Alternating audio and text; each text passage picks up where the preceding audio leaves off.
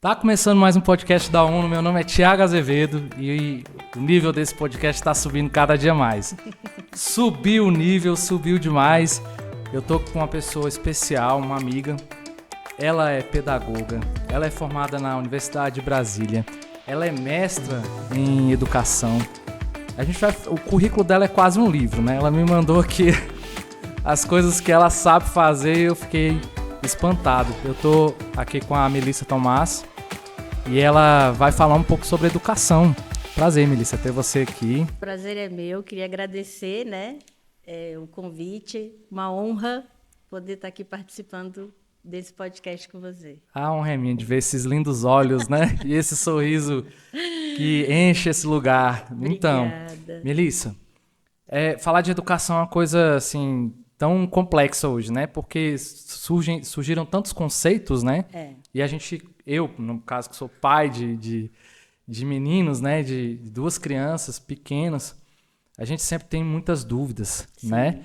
E eu queria aproveitar hoje esse podcast para tirar essas dúvidas. Vamos e lá. Eu tenho certeza que a galera que está assistindo a gente também tem os mesmos questionamentos ou parecidos. Tomara né? que eu possa ajudar. Mas antes da gente falar assim, do tema muito específico, a gente Certo. queria saber quem é a Melissa, né? Eu queria que você contasse um pouco da sua trajetória, por que educação, o que te fez chegar nesse ponto, quais foram a sua bússola, o seu norte, né, nessa estrada.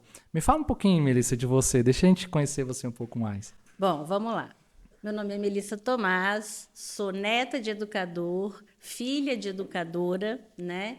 Minha mãe fundou uma escola em 1982, porque ela procurou em Brasília um espaço para acolher a mim e ao meu irmão que fosse dentro do que ela esperava para uma escola para os filhos dela e ela não encontrou. E aí ela decidiu, então, abrir uma escola que fosse constituída como se fosse a segunda casa da criança. Um lugar onde a criança pudesse brincar, ser acolhida e se sentisse mesmo como se estivesse em casa. Não deixando de lado, assim como não se deixa em casa, a educação escolar e a educação do dia a dia, princípios, valores, que eu acho que é o que está se perdendo hoje no mundo. Ela então abriu o Parque Encantado. Eu era muito pequena na época e eu cresci dentro dessa escola. Caramba. Então, a educação ela faz parte da minha vida desde que eu me conheço por gente. Porque eu ia para a minha escola de manhã e no horário contrário eu estava no Parque Encantado, vendo tudo acontecer, não com os olhos de uma criança na escola, mas com os olhos de quem está nos bastidores, vendo como funciona, como que é a direção. E minha mãe viu que eu tinha jeito para coisa e ela me ensinou a ser uma líder que passou por todos os setores da escola. Então, eu fui auxiliar, eu ajudei até na cozinha, eu fui auxiliar de natação, eu dei aula para integral, eu passei em todos os setores. Terminei na parte administrativa, que foi quando começou a parte da tecnologia, estava chegando, e eu sempre tive muita facilidade com tecnologia. E aí eu informatizei a escola, coloquei sistema de gestão para facilitar a vida, fui organizando e, nesse meio tempo, entrei na UNB para fazer pedagogia, que eu sempre amei, eu até brigava muito na UNB, porque as pessoas, quando iniciam o curso, os professores sempre perguntam, né, por que você escolheu esse curso? E todo mundo falava, porque é um dos cursos mais fáceis de passar. Meu Deus. E eu era uma das únicas que falava. Eu escolhi pedagogia porque eu amo a educação, é um curso que eu quero fazer e tenho muito orgulho de ser pedagoga, né? Acho que existem, como em qualquer profissão, existem profissionais e profissionais, mas quem ama a educação sabe a importância que é estudar para se tornar um profissional da área. Foi por paixão, na verdade. Né? Literalmente a por paixão. Inata mesmo. Exato. Desde criança. E aí, quando eu me formei, então, em pedagogia, eu assumi a coordenação da escola e fiquei responsável por toda a parte pedagógica. E como eu estava naquela gana de aprender, recém-formada, eu entrei logo no mestrado. Fui fazer mestrado na área de educação, voltado para a estimulação precoce, porque eu sempre acreditei no berçário da escola. Poucos lugares em Brasília têm berçário, normalmente inicia-se a partir dos 2 anos. E a gente sempre trabalhou desde os primeiros meses de vida, né? Já pegamos crianças com 2 meses e meio de vida, porque a mãe era autônoma, não tinha com quem deixar e confiou na gente. E foi muito bem cuidado, eram gêmeas, que são o amor da minha vida até hoje. Elas já estão com mais de 20 anos, tenho contato com elas até hoje. E foi muito marcante. E eu entrei para fazer com que o berçário lá da escola não fosse só um lugar de cuidar, mas fosse um lugar onde a criança fosse estimulada desde os primeiros meses de vida. Então, eu fiz todo o mestrado voltado para essa área da estimulação, de mostrar como a gente não, né? A maioria das pessoas acha que bebê não entende as coisas, porque é muito pequenininho, porque não fala, porque não consegue se comunicar como a gente se comunica. Mal sabem as pessoas que bebê é mais inteligente que a gente, né? O cérebro deles é uma esponja, então tudo eles aprendem. O primeiro ano de vida é um ano que se você comparar do dia que nasce até o primeiro ano, é a maior evolução que tem, né? Ele nasce e, de repente, está sentando, de repente, está engatinhando, de repente, está andando, de repente, está correndo, está falando e fez 1 ano, né? Então, e o cérebro da criança, nesse primeiro ano, é um ano muito importante no desenvolvimento. Então, eu fui estudar essa questão de entender que esses primeiros anos de vida, de 0 a 3 principalmente, são os anos que são mais importantes no desenvolvimento da criança. E eu consegui provar isso na minha tese de mestrado e coloquei em prática na escola. Sempre acreditando que são crianças e que precisam brincar. Então, eu assumi a parte de gestão da escola, a escola começou a crescer e aí eu comecei a separar em setores, né? Financeiro, administrativo, pedagógico. Eu fiquei com pedagógico. E, ao longo desses anos, eu fui criando um método próprio. Porque eu sou uma pessoa que eu gosto de todos os métodos. Eu acho que todos têm um lado bom e todos têm um lado que não necessariamente é tão bom como poderia para todo mundo. Então, eu pensei, eu vou estudar os principais métodos de ensino do mundo, né? E vou ver qual a melhor parte de cada um. Fiz um estudo, um levantamento e montei o Mosaic. O Mosaic é o método que eu estou... Você que desenvolveu esse método. Isso. E estou patenteando. Ele é exatamente isso. Ele é uma parte de 9 métodos de ensino mundiais. Montessori, Waldorf, são vários métodos, inteligências múltiplas, inteligências emocionais, esses métodos mais modernos que a gente tem da educação. Mas o principal do método não é esse ponto. É entender que cada criança aprende de uma forma. Então, assim, eu acredito numa educação que não é a criança que precisa se encaixar na forma como a escola ensina. Não é uma forma que eu coloco todas as crianças ali dentro. Que é o que a gente viveu a vida toda, praticamente. Toda. Todas as escolas têm essa forma. A gente tinha que se encaixar aquela forma. Se você não se encaixasse, você estava fora.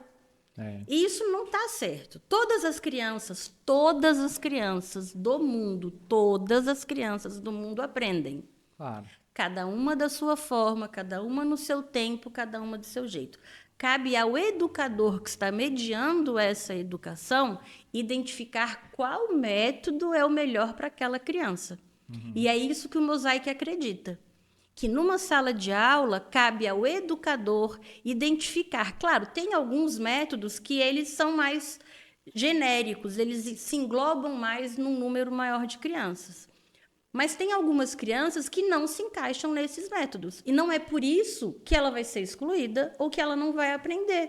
Claro. Então, a equipe que trabalha com o método Mosaic, ela se adapta a cada criança. E não cada criança se adapta à escola. Cara, que Exatamente. legal. E aí você falou uma coisa assim que me chamou a atenção. Você falou sobre a tenridade, né, a primeira infância ali, e você falou sobre brincar, né, Sim. aprender brincando. Então, você acha que é fundamental para o desenvolvimento da criança ela aprender com a brincadeira ou como é que o que você pensa, né, a Porque respeito para disso? a criança o brincar é algo muito sério. É Muito mesmo? sério. Existem Que vários legal. estudos científicos que mostram que o brincar para a criança é levado muito a sério. Então, quando você dá uma brincadeira para a criança, aquilo para ela tem, além dela se divertir, que é a principal parte, um dos principais objetivos, ela naturalmente, sem perceber, ela está Tá aprendendo. aprendendo. Não é aquela coisa que ela tem que sentar numa cadeira, você vai pegar um Obrigação, papel, né? exatamente. Vai mostrar para ela algo que para ela não tem significado nenhum, que é um papel com um monte de símbolos que não necessariamente para ela tem algum significado.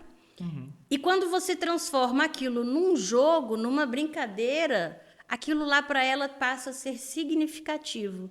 E aí não tem a pressão, não tem a questão de pressão mesmo, né? Que a sociedade, quem está em volta, coloca em cima da criança. Ela se sente no ambiente natural dela, que é um ambiente de ludicidade, e naturalmente ela vai aprender o que você quiser. O conteúdo que Que você legal. colocar ali, você vai ter Você resultado. consegue direcionar ali o que você quer de forma mais lúdica, É uma forma mais... importante entender que o brincar que eu estou colocando aqui não é um brincar por brincar.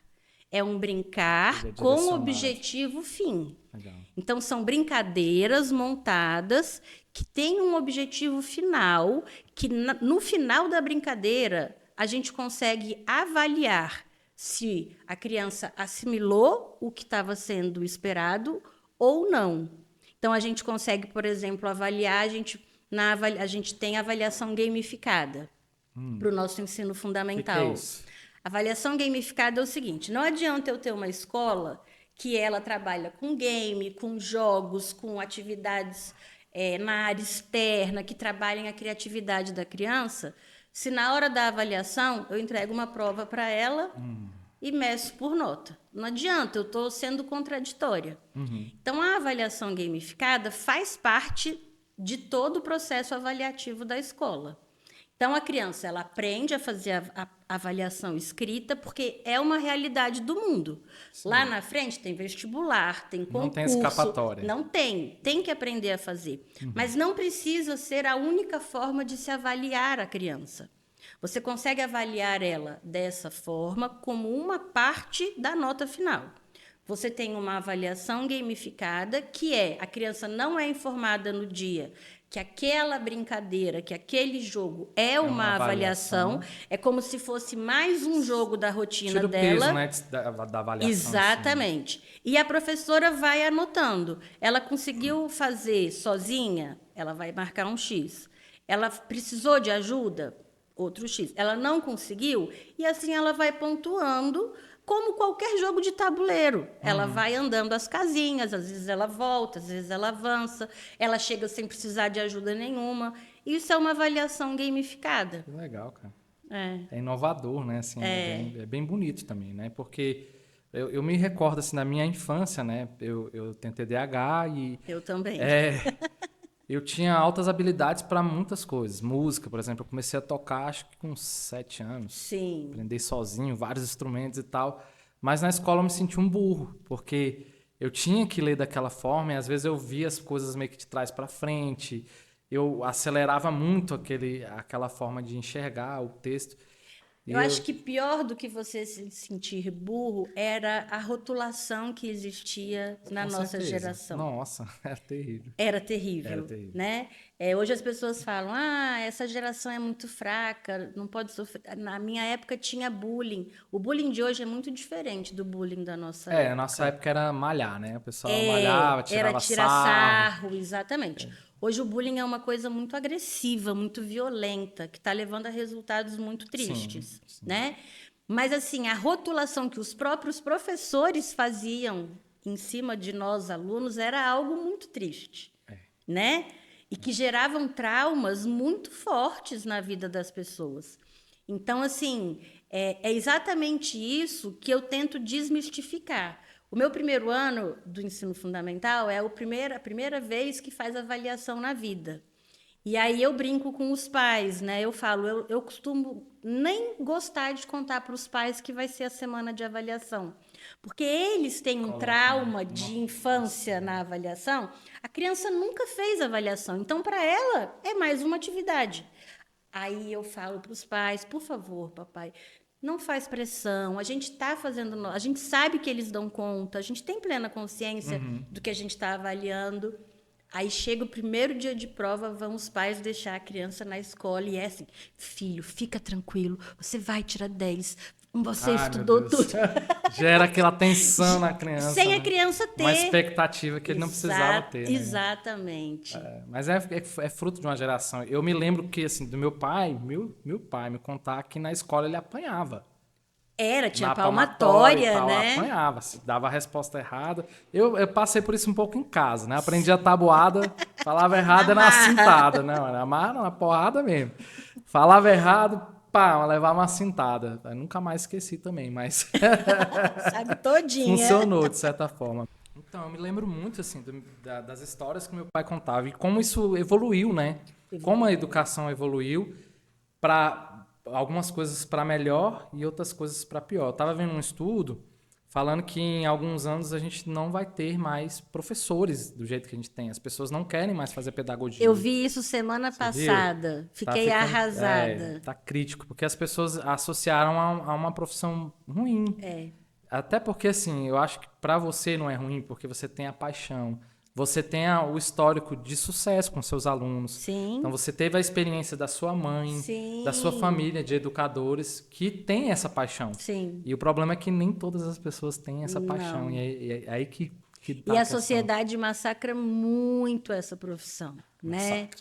Então, assim, é muito desvalorizada. É uma profissão que trabalha muito e tem muito pouco reconhecimento.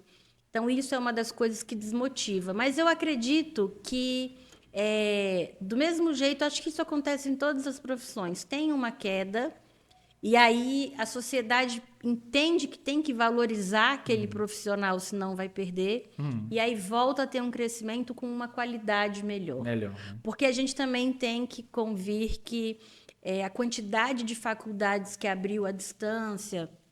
ou faculdades que não têm uma qualidade de ensino muito boa, têm formado profissionais em todas as áreas com muito pouca qualificação.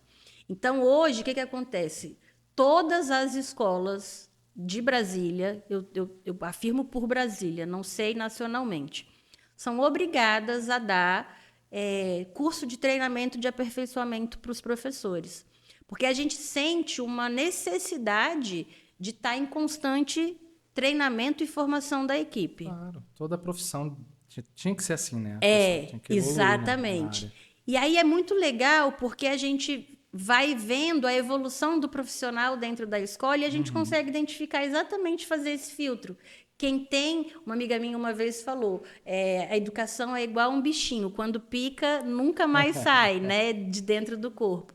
E a gente vê as pessoas que têm realmente esse carinho, esse amor pela área, e quando o bichinho pica, não consegue mais largar mesmo.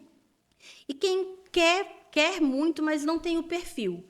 Porque é um perfil que tem que ter muita paciência, tem que ter muita... qual a palavra? Resiliência. Resiliência, exatamente. E empatia. Eu dei aula um tempo também. Cheguei a dar aula, assim... Hoje eu não consegui conciliar mais, mas eu sou apaixonado por dar aula. Eu comecei a dar aula na igreja, de muito novo. Depois eu fui dar aula em curso teológico, fui dar aula em curso técnico, fui dar aula no Senai. É muito bom. É muito bom. É muito bom. Assim, mas tem uns desafios, né? Porque os próprios alunos hoje enxergam, principalmente, talvez na iniciativa privada nem tanto, mas nas escolas públicas existe um preconceito, existe uma mazela assim, entre os alunos e os professores, né?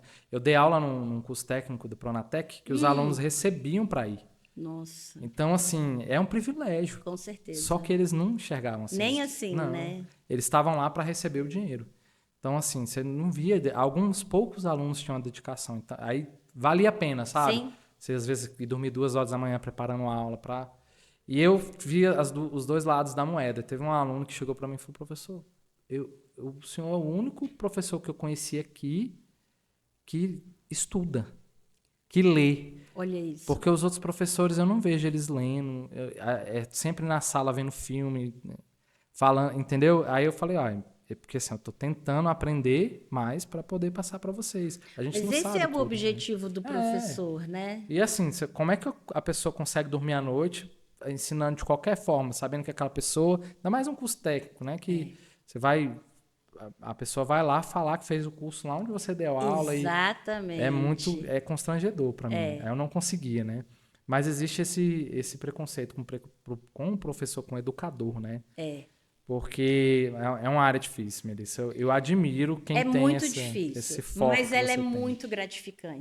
Não tenho Porque o dúvidas. retorno que a gente tem, não tem dinheiro no Cara, mundo deve ser que muito legal. pague. Não tem assim, não tem nada que se compare à gratificação de você ver um aluno anos depois voltar lá na escola e lembrar de Cara, isso coisas é muito doido. pequenas.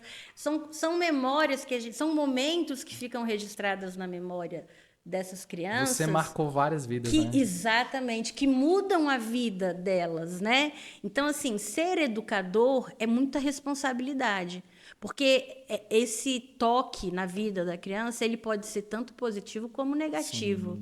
Então, ter essa consciência é muito importante, né? Uma coisa que você falou das escolas antigas e das escolas atuais, que a escola veio evoluindo, mas a gente ainda passa por uma dificuldade muito grande nas escolas, que é a questão das salas de aula. É uma briga que eu tenho muito grande com a sociedade, com a minha própria equipe, que eu não acredito mais. Eu acho que como a educação evoluiu, a escola precisa evoluir junto. Eu digo a estrutura física da escola. E é uma necessidade de sala de aula com uma carteira na frente da outra, aluno olhando a nuca do colega, e professor na frente, dono da razão, e os alunos atrás, só reproduzindo o que o professor está dizendo. Isso, para mim, não é mais educação. Isso já foi educação um dia, funcionou muito bem. Mas hoje a gente precisa evoluir junto com essa geração que está aqui. Então, assim, hoje a escola ela tem que ser um ambiente de sociabilização. A gente já vive um mundo digital tão presente na nossa vida, e um dos objetivos muito importantes da educação é essa socialização. É um desafio hoje, né? Um Porque desafio. você vê assim, as gerações elas são mais precoces para tudo. Para hoje. tudo. A informação ela está mais acessível. Tudo. A globalização trouxe um universo dentro de um dispositivo. De uma né? telinha pequenininha. E aí, assim, são escolas que liberam telefone na hora do recreio. Você vai em recreio em escolas, eles estão em círculo conversando pelo WhatsApp. Deus me livre. Então, assim, eu lá na escola, eu uso tecnologia só a partir do fundamental. Não existe tela na educação infantil, né? Até porque hoje é comprovado que está proibido por lei, né? O uso de tela de 0 a 2 anos. Pode continuar. Está proibido por lei o uso de tela para crianças de 0 a 2 anos, porque agora já está comprovado o mal que isso causa numa criança. Tem uma comprovação científica. Tem, agora existe. Mas tem uma lei para isso? Tem a Associação dos Pediatras do Brasil, junto com a ONS, criaram uma... Eu não sei se é uma lei, mas uma recomendação, dizendo que não é proibido utilizar tela de 0 a 2 anos. Porque quando lançou há pouco tempo atrás, porque vamos combinar, telefone não é de muito tempo, né? Não tinham estudos, ninguém sabia quais as consequências. E é impressionante, assim, é assustador você colocar um telefone na frente de um bebê com galinha pintadinha, por exemplo, né? Uma vez eu estava numa apresentação e tinha uma mãe com uma bebezinha, devia ter uns 5 meses. E a bebezinha, como qualquer bebê, inquieta num lugar que ela tinha que estar presa, em silêncio, num ambiente que ela queria, né, descobrir. E aí a mãe foi e entregou o telefone para ela. Ela ficou Estática. estátua, ela não piscava, assim, olhando para o telefone. Passaram-se uns 10 minutos, a mãe quis tirar o telefone. Essa criança surtou. Ela dava gritos de desespero, igual drogado quando Porque ele libera uma tirado. endorfina ali, né? E o cérebro dela fica muito louco, porque as pessoas acham que, muita gente fala, é uma babá eletrônica, né? É uma paz, eu ponho lá na babá eletrônica e consigo resolver minha vida. Só que elas não percebem que quando você tira a babá eletrônica, a criança está numa irritabilidade, numa agressividade, numa agitação que não existia antes da tela. A tela, eu confesso que eu usei bastante com a minha filha, principalmente. Justamente porque você não tem como ficar com a criança ali, dar aquela atenção o dia todo, Sim. né? Aí acaba que você... Mas, assim, eu aprendi a limitar a tela para ela até hoje, né? De 0 a 2, as pessoas não podem oferecer tela para a criança, porque não é nada saudável. De 2 para cima, você vai fazer isso, você vai limitar em poucas doses. Mas é tão viciante que a criança às vezes fica, já está na hora? Já está na hora? Posso ir? É viciante. Eu faço por isso com é viciante mesmo, assim. Então, a gente tem que ter muito cuidado. Hoje em dia, está voltando um dia desses, um aluninho meu levou para a escola aqueles joguinhos de água, de argolinha, que na nossa infância era o máximo, né? Aquaplay, eu acho que é o nome. E aí, ele chegou e falou, tia, olha o que eu ganhei. Eu falei... Que legal esse seu videogame! Aí a mãe dele falou, nossa, Melissa, é mesmo. Eu falei, esse videogame não prejudica. Esse ele pode jogar o dia inteiro. E é mais ou menos a mesma coisa, é começar a substituir, né? Você acha que as mazelas, assim, dessa geração, essa galera que tá aí com 15, 16 anos, porque, assim, tem um índice de suicídio muito alto.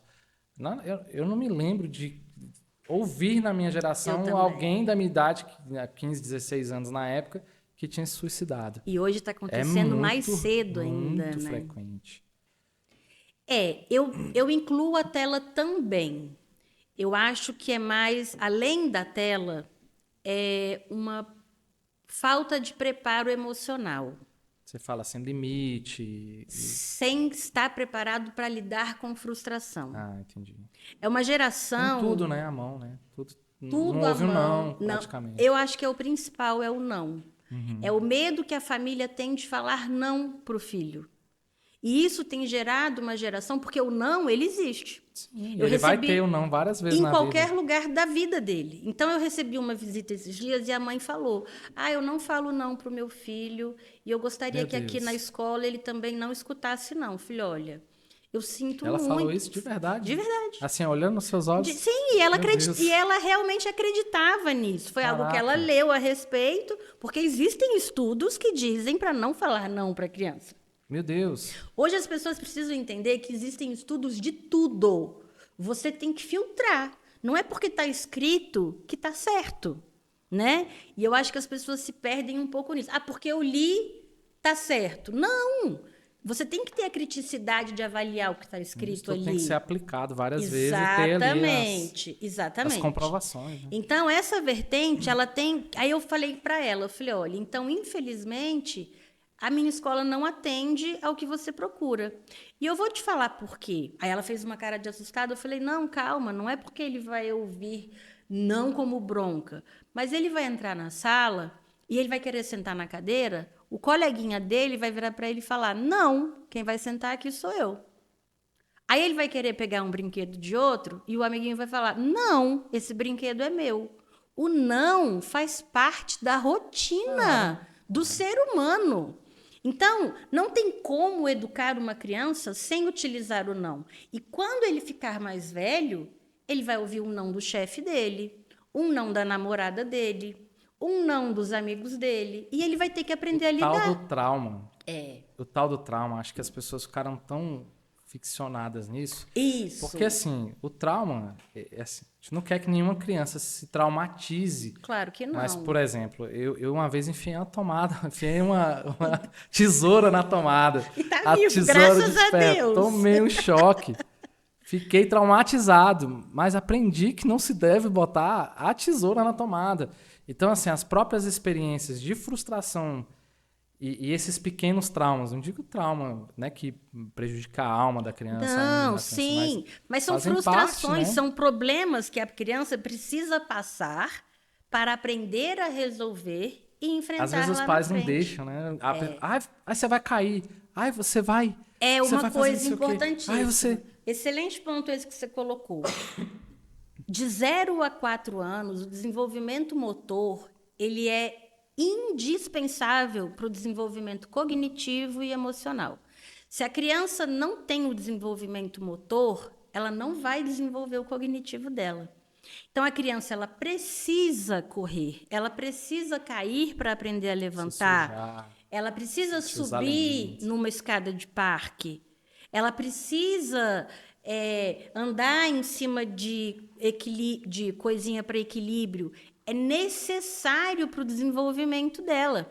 E hoje a gente vive uma geração que a gente tinha uma propaganda na nossa época que o pai botava uma bolha na criança, né?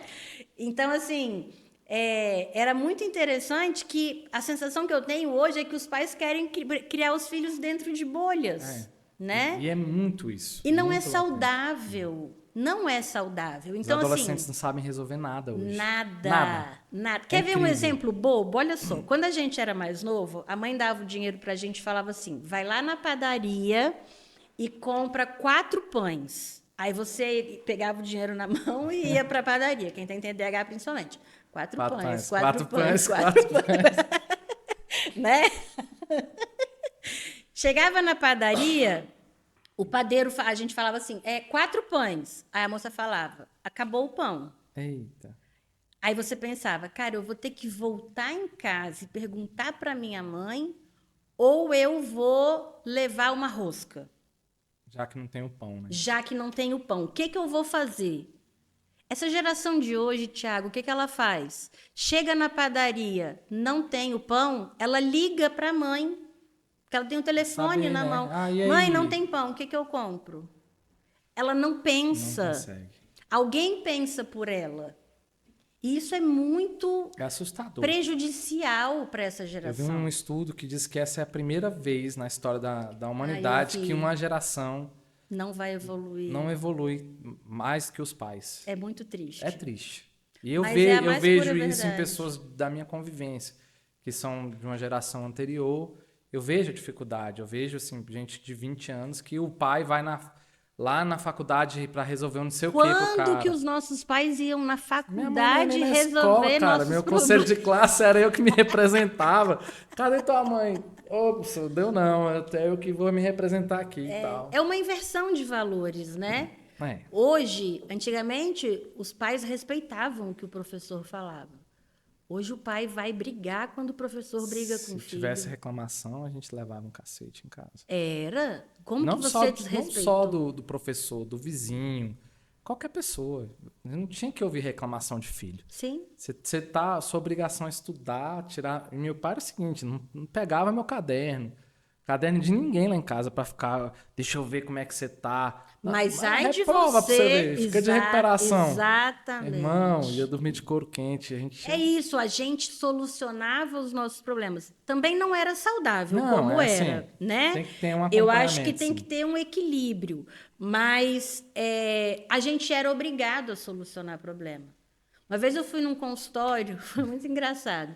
Hoje em dia todos os consultórios médicos são tecnologia, sistema, telefone e tal, preenche ficha e acabou a luz no prédio.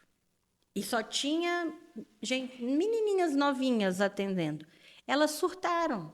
Elas não sabiam. A gente vai ter que fechar. Eu falei, não. Aí eu falei, não, moça, olha, pega um papel e caneta e a gente Anota as preenche. coisas, você Depois repassa você pro passa sistema. tudo para o sistema. Nossa, é mesmo. Assim, como se eu Que tivesse gênio, inventado sério, a roda, entendeu? E é isso, são problemas É de assustar, bobos. Melissa. Exato. Meu Deus. Então, hoje, uma das atividades que eu trabalho com essa nova geração é raciocínio lógico. Atividade que a criança é obrigada a pensar. Né? Então, por exemplo, os meus bebês, eu treino a minha equipe para entregar um brinquedo para o meu bebê e não dizer, não explicar para a criança o que aquele brinquedo faz.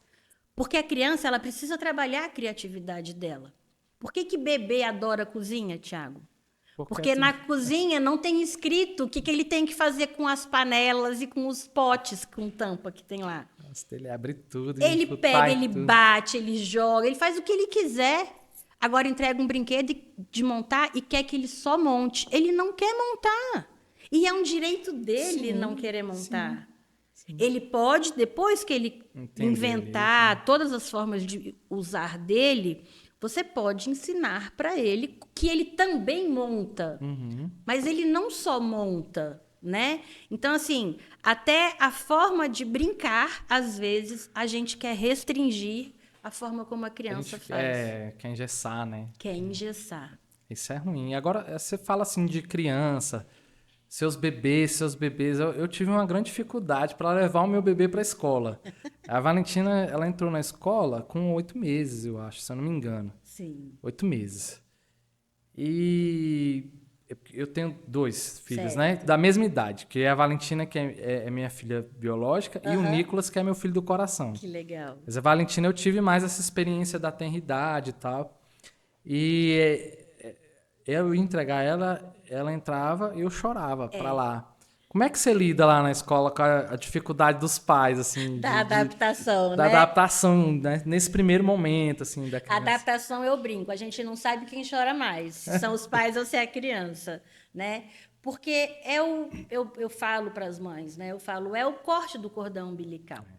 É a hora que a mãe precisa se separar pela primeira vez, deixando aquele bem mais precioso dela com alguém que ela não conhece, num ambiente que ela não conhece, e ela vai ter que confiar que vão fazer o que ela acredita que ela faria.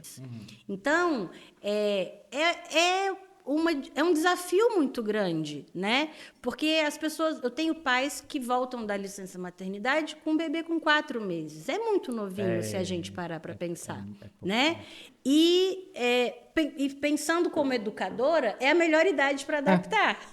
Por quê? É uma idade que, tendo os bens fisiológicos supridos, ele fica bem. Comeu, né? Se ele está sem fome, se ele está limpinho e está sem sono, ele vai ficar bem, ele vai brincar, ele vai interagir, e é uma idade que dorme muito ainda, né? Mas creche, escola, na cidade, é só para pegar doença. Isso é uma coisa que falam muito. Olha, hoje, a criança fica doente na creche ou em casa. Porque o que acontece? A gente não vive mais num mundo onde somente o pai trabalha. Todo mundo. Todo mundo hoje trabalha. Então, a moça que trabalha na sua casa traz vírus. Você sai para trabalhar, traz vírus. A avó está na rua, traz vírus. Claro, na escola a criança é mais exposta. Só que isso vai muito de criança para criança. Eu tenho criança que entra na escola e não fica doente. E eu tenho criança que entra na escola e adoece com mais frequência. Isso vai muito do organismo da criança. E aqui em Brasília a gente tem o problema da seca. Que isso você pode estar em casa, na escola. Vai dar uma rinite, vai atacar, né? Então, assim, é ter todo o cuidado. Não recebemos crianças com doenças contagiosas. A criança precisa ir embora e voltar com um atestado médico, dizendo que não é contagioso. Então, tem que ter todos esses cuidados, né? Fortalece o sistema imunológico, será? Fortalece com certeza, né? Eu digo que postergar a entrada da criança na escola é postergar a imunidade dela ser fortalecida. Eu tenho um irmão que ele é o meu xodó, assim, é meu irmão mais velho. A gente tem uma relação muito bonita, assim, de amizade. Que legal. Mas ele foi pai mais velho. Ele foi pai já depois, assim, dos 40, né? Foi com 40 ele foi pai. Assim, aí quer proteger de tudo. Teve uma época, assim, eu e minha esposa levamos o Igor, meu sobrinho, a primeira vez pro parquinho de areia, para ele pisar na areia. Acho que ele já tava com 6, 7 meses, mais, assim. Não tinha pisado na areia ainda. Eu falei, cara, pelo amor de Deus. Aí ele viu como é que é. Hoje ele já solta, faz questão que ele vá. É muito importante a criança ter contato com a natureza, com a grama, com a areia. Claro, não é deixar a criança comer, né? A areia. É ter todo o cuidado enquanto ela está ali. Mas ela precisa, é textura, tudo é aprendizado. Tá descobrindo o mundo, né? Tá descobrindo literalmente o mundo. Então, assim, hoje é comprovado como a convivência com animais é importante, né? Ah, vocês têm uns mascotes na escola de vocês, tem? Temos Conta duas essa história pra Goldens. gente. Então, Como é que começou esse começou trem? assim, em 2017, a gente fez uma feira de ciências na escola e era sobre meio ambiente. Aham. E eu, com as minhas loucuras, inventei de fazer uma feira de doação de filhotes no dia da feira de ciências. E aí tinha cachorrinho, tinha gatinho. E os meus alunos do 4º ano na época enlouqueceram. Falaram, tia, graças a Deus a gente conseguiu adotar todos os filhotes. Os pais queriam me matar, mas todos foram Adotou todo mundo. adotados, né? E as crianças me procuraram, foram lá na minha sala e falaram, tia, vamos ficar com um filhote. Aí eu falei, não, todos foram adotados, não tem como. Mas a gente podia ter um filhote aqui para ser nosso mascote. Aí eles Deu me uma deram luz. aquela ideia, minha anteninha falei, olha que interessante. Falei, olha, eu vou pesquisar. Porque eu não sei nem se pode ter cachorro em escola, eu não sei se existem leis e regras para isso. E aí eu fui atrás e descobri que não existe regra, porque ninguém nunca tinha pensado em fazer isso, né? E aí a vigilância me falou que tinha que ter um espaço adequado, higienizado diariamente, aquelas coisas padrões, né, de vigilância sanitária, e que tinha que ter um veterinário que fizesse o acompanhamento periódico delas, com todas as vacinas e etc. E aí eu fui pesquisar a melhor raça, porque são crianças muito pequenas, né? Então eu não podia adotar um cachorro que não tivesse uma prescrição, porque eu não sei o histórico, pode ser agressivo, pode não ter o perfil. E aí eu fui atrás da melhor raça indicada para criança, e os estudos mostram que o Golden Retriever é realmente o mais indicado. Ele é lindo. Ele é apaixonante. Eu sou de suspeita que eu tinha já duas Goldens em casa, né? Mas as escolas são da escola, que os nomes quem escolheram foram as crianças, que é a Estrela e a Diamante. Legal. Chegaram na escola, eram duas bolinhas de Bolotinha. pelos, assim, deliciosas. E chegaram bem no final do ano. Então, as crianças viram quando o ano se encerrou e foram de férias. Eu levei elas para minha casa. E aí eu fui atrás de adestramento, de toda essa parte, né? De como trabalhar com as crianças, as cachorras. Porque Golden é muito legal. Mas até chegar naquela fase que todo mundo vê que é uma cachorra calma, pacata, todo um tranquila, processo antes. levam 3 anos. Meu Deus, já destruiu tudo, comeu tudo. Até os 3 anos é criança, terror e pânico. Meu Cava Deus, que tudo, massa. destrói tudo, sobe em tudo, Meu passa por Deus. baixo de um buraco desse tamanho. Meu É Deus. surreal. Mas eu amo cachorro, sou apaixonada. E aí eu conheci um adestrador maravilhoso aqui de Brasília, chama até Délio, é Dom Délios o nome do canil dele, que você leva o cachorro, ele fica internado, né, durante 2 meses, faz o treinamento, a gente vai todo final de semana visitar, se quiser levar para casa pode, e aí a gente vai vendo a evolução do treinamento. E elas ficaram lá, então, esse período, foi feito todo o treinamento. Na volta, ele veio, deu todo o treinamento para a equipe que ia ficar com as cachorras, e eu sempre à frente, né? Porque é algo que eu me identifico, né? Essa questão de animais. E aí eu comecei a ver que as cachorras foram se adaptando de uma forma muito maior do que a que eu imaginei. Que fera. Porque elas começaram a trabalhar com as crianças especiais. Ah, meu Deus. Então, hoje, elas são minhas ajudantes com crianças especiais. Elas tiram crianças autistas de surto como nenhum ser humano no planeta consegue tirar. Que legal. Então, se a criança está muito agitada, elas abaixam na altura da criança, elas botam a patinha, elas vão para o berçário. No meu berçário só tem bebê que não anda. Quando começa a andar, vai para outra turminha. Então, são todos bebês de colo mesmo. Elas deitam lá, a criança sobe, puxa a orelha dela e ela está lá igual uma lady. E as crianças amam, uau, uau, uau, uau, uau, uau. E é muito legal, porque assim, o que eu trabalhei com as crianças e com a equipe, A gente vive hoje num mundo onde as crianças moram em apartamento, a família fica fora o dia inteiro, não consegue ter cachorro em casa. Então, foi uma forma que eu tive de fazer com que as crianças convivessem com um animal como se fossem delas, mas que não estivessem em casa, né? Então, claro. elas consideram a estrela diamante delas, porque são realmente delas, né? Elas têm um momento toda semana, cada turminha tem um momento de brincar, de fazer uma atividade pedagógica com as cachorras. E fora isso, tem os momentos no parque, que elas brincam junto com as cachorras. O canil é no parque, exatamente para que elas tenham esse livre acesso a Que elas, massa. né? E é muito rico, é mágico. Eu digo que superou todas as expectativas. Começou como uma brincadeira, uma sugestão de uma feira de ciências, das crianças se encantarem com um filhotinho, e hoje é um projeto encantador. Muito legal. Principalmente essa parte com as crianças especiais é bonito, né? É algo bonito. Você tem outros trabalhos lá, assim, de contato com a natureza, além dos animais, A gente plantio? tem o jardim sensorial.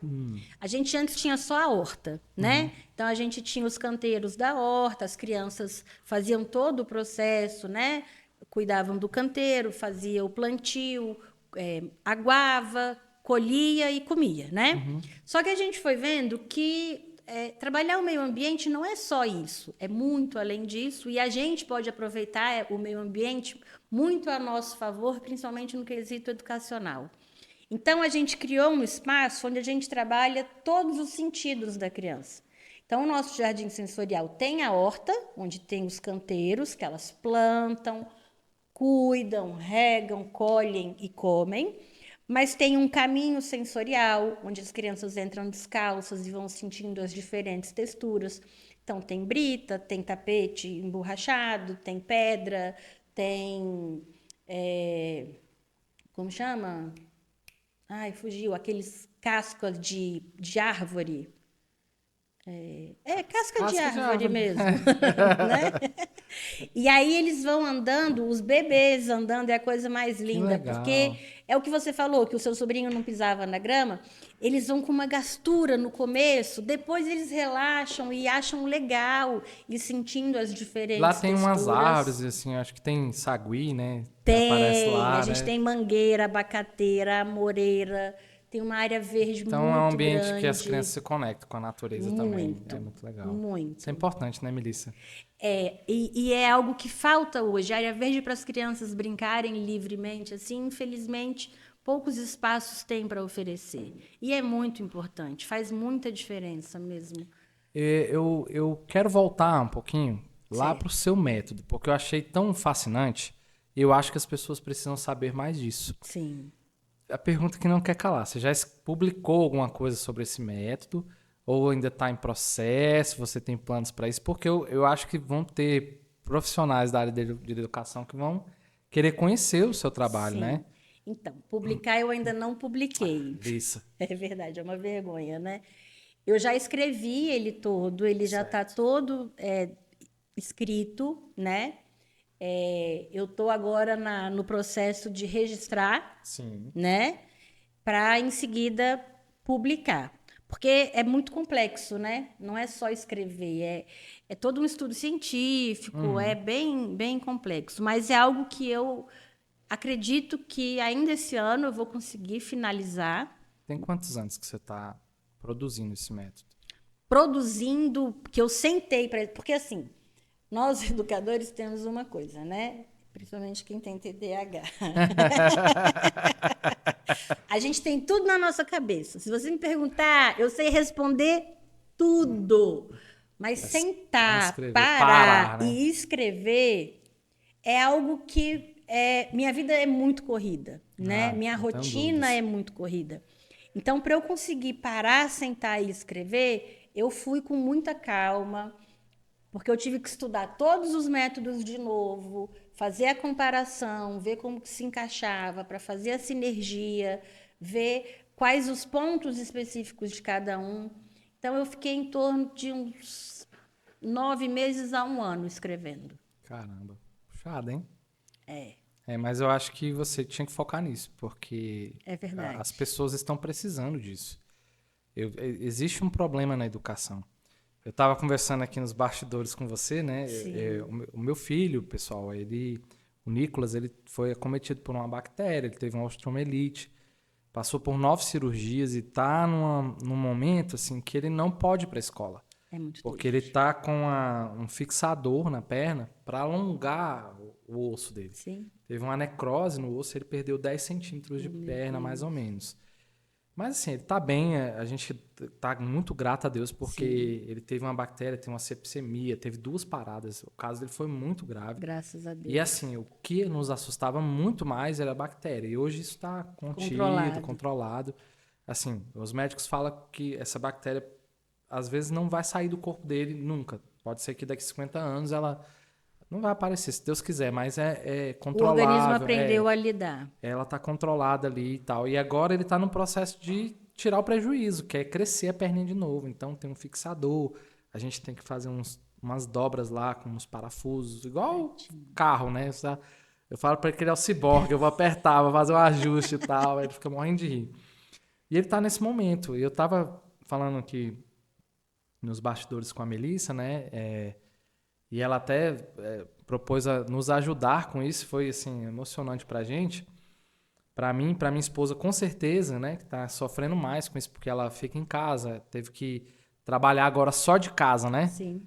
Ela me ajuda pra nas coisas. Com ele, né? Pra ficar com ele, então ela tá trabalhando só de casa. Mas a gente teve que colocar ele numa escola pública, né? Pra ele não perder o ano. E tentamos de todas as formas conseguir um ensino, conseguir uma forma de ter um ensino à distância. E hoje é tão fácil fazer isso, né? Sim. Tão viável, na verdade. Pode não ser tão fácil, mas é viável, né? Sim. E a escola se negou. Se negou. Não é que eles se negaram, eles falaram, a gente tem que receber você. A gente tem que receber ele. Sou obrigada a te Sou obrigado, receber. mas aí a gente teve a experiência de ir na escola e eles deram as atividades para ele, assim, de uma criança de 3 anos, de 4 anos. Coisas que ele já sabe fazer há muito tempo. Sim. Então a gente olhou um pro outro, eu pra minha esposa, deu aquela risada e falou, cara, não é possível que eles estão fazendo isso, né? Mas a gente entende que nem todo mundo tem esse amor pela educação que você tem. Pois é, ouvir uma história dessa parte o meu coração, porque é uma criança que está com sede de aprender, é a idade que ele está preparado exatamente para receber esses aprendizados, esses ensinamentos, e vocês, como responsáveis, se depararem com uma recepção dessa numa escola. É frustrante. É frustrante. A gente se sente incapaz, né? Porque a gente precisa trabalhar. Ela, por mais que esteja em casa e se esforce para ser uma educadora para ele, ela tá dando aula para ele todo dia. E não tem como, Mas ela é mãe. Pois e assim, é diferente, né? Filho com mãe não é igual com nenhuma outra pessoa. Santo de casa não faz milagre, não né? Faz. É um ditado certo. Não faz mesmo. Então, assim, as escolas, todas as escolas, públicas, particulares, de qualquer parte do mundo, tiveram que aprender a dar aula à distância. Não Isso é mais já estava algo, montado, né? Não é mais algo que eu nunca fiz, eu não sei como que faz. Todo mundo fez. Todo mundo fez. Então não é um bicho de 7 cabeças. Hoje todo mundo faz reunião online. Qual a dificuldade de botar um telefone? Não precisa nem ser um computador. Um telefone na sala para ele ver de casa a aula que está sendo dada ao vivo para as crianças da sala. São coisas simples que poderiam e podem resolver uma sede de aprender que ele tem. Sim. Porque, como a gente conversou, ele é um menino que quer aprender. Ele quer aprender a escrever, ele quer aprender a ler. E, assim, ele está preso, tadinho, dentro da casa dele. Então, assim, existem várias formas da gente ajudar o Nicolas. E a gente vai ajudar ele para que ele não se sinta mais... não se fazendo parte de algo que ele é parte. Ele é parte. Já tem a frustração, assim, dele ver as outras crianças correrem. Exatamente. Se moverem normalmente. Às vezes ele pergunta, papai, por quê, né? E aí eu sempre falo pra ele, por que não, meu filho? Você é uma pessoa como qualquer pessoa. Podia ter acontecido com qualquer um. Infelizmente aconteceu com você. Agora a gente vai ter que Isso, você superar. não tem escolha. É, Isso não teve escolha. não tem Ele foi jeito. até abençoado de ter conseguido passar por tudo que ele passou com uma idade tão pequena. Foi muito forte. Muito forte, um guerreiro. Muito mesmo. Mas essa questão da escola, ele não tem que passar, sabe? Existem várias formas da gente resolver. Então, assim, eu tenho, às vezes, hoje em dia, infelizmente, acontece muito mais do que antigamente, muita criança é internada por problema de saúde. Cara, eu sou muito chata. Um aluno meu é internado, a gente liga todo dia, a gente vai ao hospital. Tem criança que não come com a mãe e com o pai. Isso acontece em toda a escola. Na escola come, que é uma beleza. Come pra Chega caralho. em casa, não come não quero. nada. Ai, não gosto. E aí eu já tive caso que a professora ia todo dia na hora do almoço, levava comida, o hospital liberava, ela dava o almoço para a criança e voltava para a escola. Qual é o problema? Sabe? São esses pequenos gestos que fazem a diferença. Mas isso aí é a paixão pela educação. Mas a isso paixão. é educação. Eu sei que tem muito professor apaixonado ainda. Eu sei que tem muita gente que pensa como você. Eu quero te dar os parabéns, né? Não só porque a gente está aqui, mas porque eu conheci você e vi esse amor pela educação, né? Eu espero que você consiga passar esse método para outras pessoas, né? Amém. Ensinar outras pessoas, porque eu acho que Deus te deu uma missão. E esse conhecimento que você tem é uma missão, né? Para ajudar outras crianças, outras pessoas, outros professores, porque tem que ter esperança, gente. Ainda tem que ter gente disposta. Eu concordo com você. Um ponto que eu sinto muita dificuldade hoje na educação são os professores, educadores, pararem e escutarem as crianças. Tudo é o que viu ou o que falaram é verdade e ninguém vai atrás para saber se é verdade ou não. E eu sempre sou a favor de ouvir todos os lados da história. Melissa, mas é uma criança de 3 anos. Mas ele tem o lado da história dele. A visão dele, do jeito dele, né? Exatamente. E se eu não ouvir a versão dele, nem ele vai entender na cabecinha dele o que aconteceu. Com certeza. Então, um dia desses me fizeram uma pergunta, né? Eu cheguei num lugar e falaram, você faz o quê? Eu falei, sou diretora de escola. Mas você é aquela diretora odiada ou amada?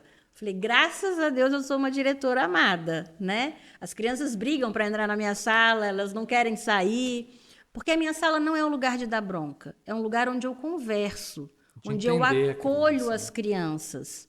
Então, assim, quando uma criança é retirada de sala porque está nervosa, porque agrediu, porque bateu, a criança está alterada emocionalmente, ela está... Ninguém faz isso. E pode ter tanta coisa por trás disso. Muita coisa por trás, muita coisa. Então, eu não vou ser mais uma que vou massacrar a criança. Sim. Não é esse o meu papel. Sim. Meu papel é acolher, esperar ela acalmar, conversar com ela, mostrar para ela que existem vários caminhos que ela pode seguir e que ela vai escolher qual caminho que ela quer seguir. Mas que o ideal é que ela siga o caminho certo, né? Porque a gente na escola lida com muitas famílias, são muitos valores, muitos princípios diferentes, que a gente tem que ter todo um jogo de cintura para lidar. Mas a escola é o lugar que ele tem que ser neutro. Sim. Que você tem que acolher todos esses valores e princípios, mas tem alguns que são indiscutíveis, como respeito. Respeito independe da cultura, né?